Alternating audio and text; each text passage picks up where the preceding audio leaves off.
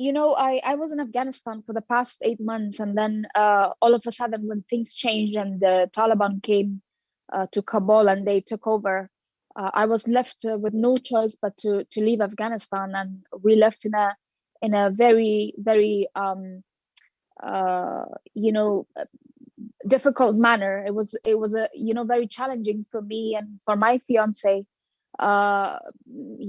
because I have been besides the fact that I'm a singer, I've also been a very outspoken women's rights activist in Afghanistan. And especially for me, it was difficult because by the time we wanted to leave, there was like Taliban checkpoints all over the place. And we were very scared to be caught alive. And the major challenge was, the journey from home to the airport. That's where the problem was. And then, but fortunately, we made it to the airport and we were evacuated by the American Army airplane, a C-17. There was my fiance and I with a few other 100 people who were all like American passport holders, and we were, I guess, the lucky ones. What did you see around you when you reached airport? We saw some terrible scenes. A lot of Afghan children, old people were all there. Can you give us a blow-by-blow account? And can you just tell us, did you face any Taliban during the checkpoints? It was absolute chaos, just as you see the videos. That's what I actually experienced physically when I was there. So basically, my flight was on the 15th of August. Actually, I was booked on a commercial flight, but unfortunately, that's the day when Taliban took over Kabul. So my flight was like at 8 p.m. and then we made our way to the airport, and Taliban were not there until then. So we get to the airport and the airport's like filled up with like thousands and thousands of people. Everybody's trying to get out. As you said, small children, like they're piled on top of each other and everything. But still, there was no Taliban, and we were hoping that we will be checked in and we will leave by 8 o'clock.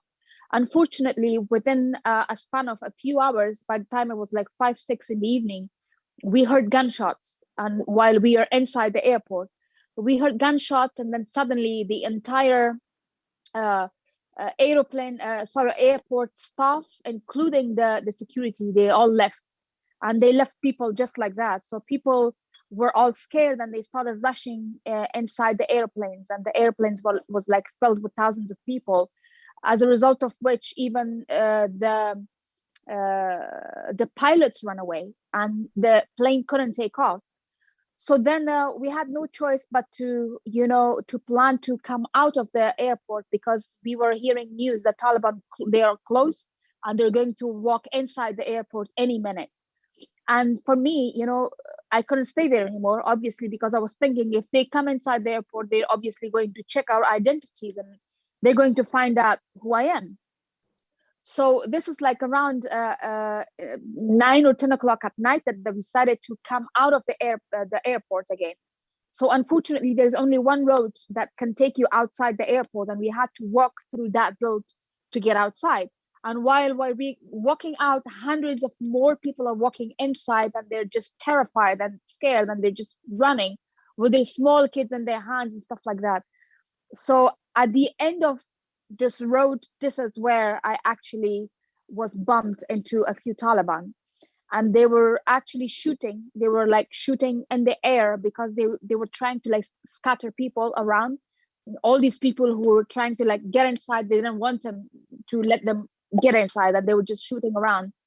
And I just, we're just walking, and I see a bunch of them, and I look, I even saw a senior Talib who was standing in the middle with his hands behind him, and he was just really like scanning people, because amongst us on that airplane that we were supposed to take off, there was a few official, government people, a few very important people on that flight as well.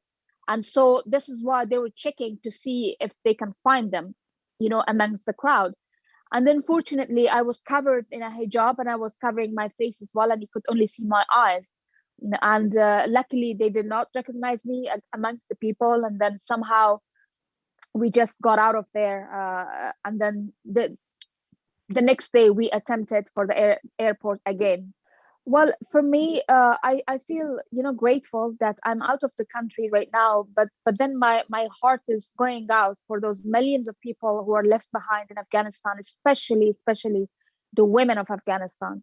And what they went through the Taliban regime 20 years ago was just crucial. It was just unbelievable. And now we are back to the same point where we were 20 years ago, and it's unbelievable. I really am really worried, really concerned for all those women who are going to be stuck inside their houses once again, and they're not going to be given their basic rights, which is just as near as like going out, on the road. They cannot even do that. They have to have a male, person with them, and they cannot go to school and study and stuff like that. So I feel really bad for them. The future, I cannot say anything right now, but this for sure, I know that if Afghanistan is really going to be left in the hands of Taliban, there is no future for Afghan women. There's no way, because what we have experienced with them, they don't have a good history with us, and we don't trust them anymore. Though I am getting to see a few clips from Taliban saying that they have changed, that they will let women go to school and go to work and stuff like that. I believe that they're only doing that to be recognized by the world. And once they're recognized, I believe that they will go back to their initial, identity and who they are. And I don't trust them at all.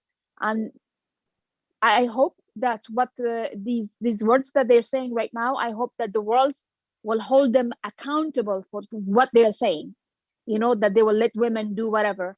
I hope that they will have they will ask them for accountability in the future. So what is